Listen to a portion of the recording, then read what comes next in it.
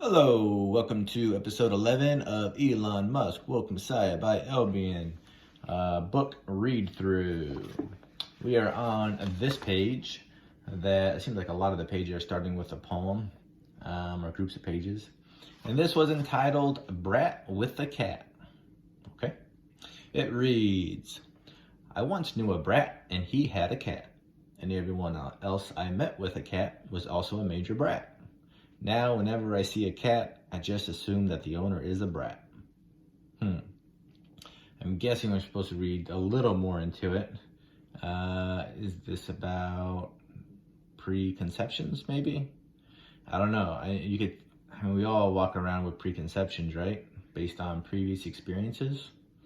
Yeah, so I guess maybe just to be conscious of those preconceptions.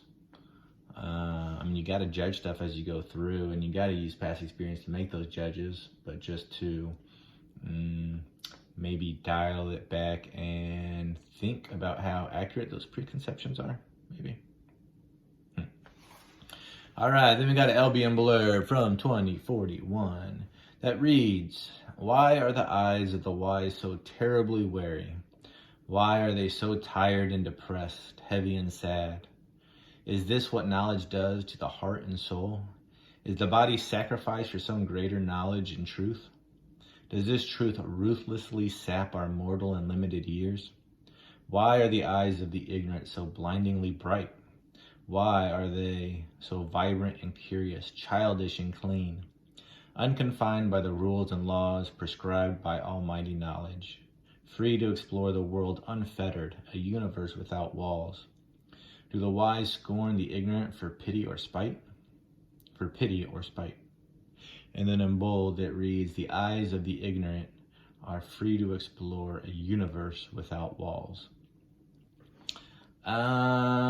Interesting. This reminds me of that Bertrand Russell quote that talks about the trouble is that the stupid are cocksure, I think, and the intelligent are so full of doubt. And then you also hear that saying that ignorance is bliss.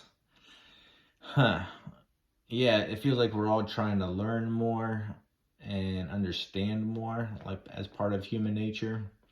But can you take that too far? Does wisdom have a downside? Can it weigh on you? I think there's definitely some to that, and I mean that comes back to that duality that LBN seems to keep hitting on. Yeah, and LBN talked about balance again too. It's like you can't get away from that balance. There's pros and cons associated with everything, and he's just highlighting it in this way this time. Below that is a heading that reads, answer me this. What would the world look like if everyone was like Elon? Would the world be more peaceful? Would there be less war? Would there be less hunger? Would there be more innovation? Probably yes. Yeah, I think I would agree with that.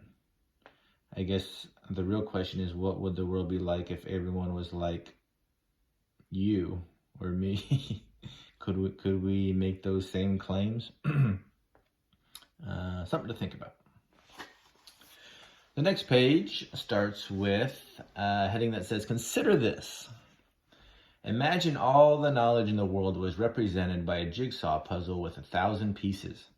Now imagine that the average person only has access to 10 of these pieces. Your pieces are likely different from mine. We're going to do everything we can to fit those 10 pieces together so that the picture they create makes sense and creates some kind of intelligible picture. This can take years of rationalizing and molding pieces to create one's worldview. Now throw in another puzzle piece and people are often more resigned to reject it than try and make it work with the other pieces that they have worked so hard to smush together. I believe Elon may be working with 40 pieces himself. Pretty impressive. Social institutions provide a 10-piece puzzle. There is a lot to unpack there.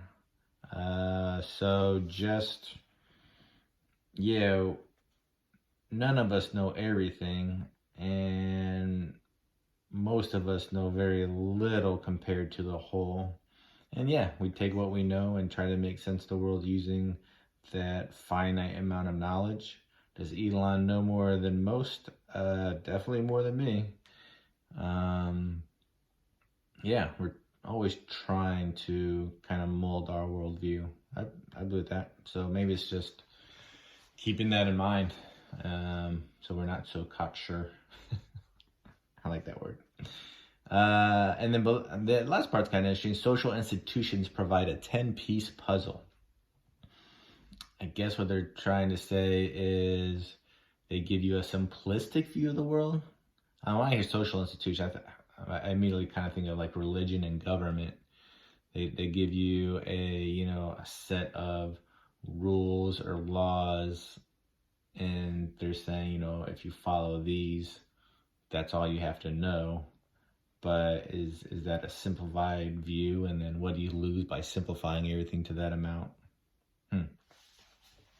Below that, it says, what is more valuable yet treated more carelessly than time? That is something to think about.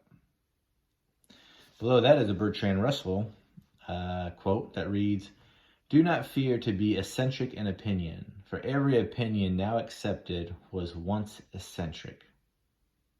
That's interesting. Yeah, but I think the flip side of that is probably that doesn't mean every eccentric opinion is going to be thought of as truth in the future either. But maybe don't be so quick to disregard an idea just because it's kind of out there. I like that.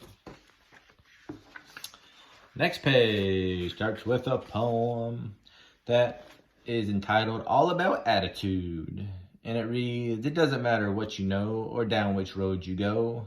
Much more important is your mood, a confident swagger and attitude. The way you speak and what you say will make or break you every day. Yeah, I agree with that. Its outlook is huge.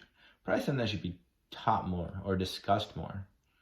Not so much about your situation, but how you approach that situation. Yeah. Could we be happier if we made that a conscious goal to look at things in a positive light, maybe? Below that is an LBN Blur from 2066, and it reads, I close my eyes, shutting out the light and noise. I stare at the endless, blinding blackness behind my eyes. From here, I am only my thoughts, only my belief. From here, the rich and the poor are virtually inseparable. From here, the beautiful and ugly are exactly the same. From here, it is only one's ideas that separate them. It is an idealistic existence, more valid and more true. Perhaps knowledge comes from limiting senses, not from expanding them, to become even more ignorant. Perhaps this is true wisdom, or perhaps just more aware of our ignorance, our imperfect state. And then bold it reads, the endless, blinding blackness behind my eyes is an idealistic existence.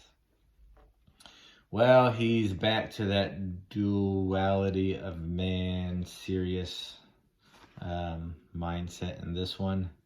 It does make you think, though. Sometimes simplifying things can maybe clear the clutter and make things more obvious, as opposed to trying to find more and more information on something. I don't know. Again, probably depends on the situation. And then finally, we have another acrostic. The bold acrostic is boring. That reads, breaking out right into new ground. Breaking out right into new ground. Breaking out right into new ground? Breaking into new ground? I think that's not my favorite of the acrostic so far, but kind of makes sense. All right, I think we are going to end episode 11 there. Join us for the next episode when it comes out. And until then, have a great day.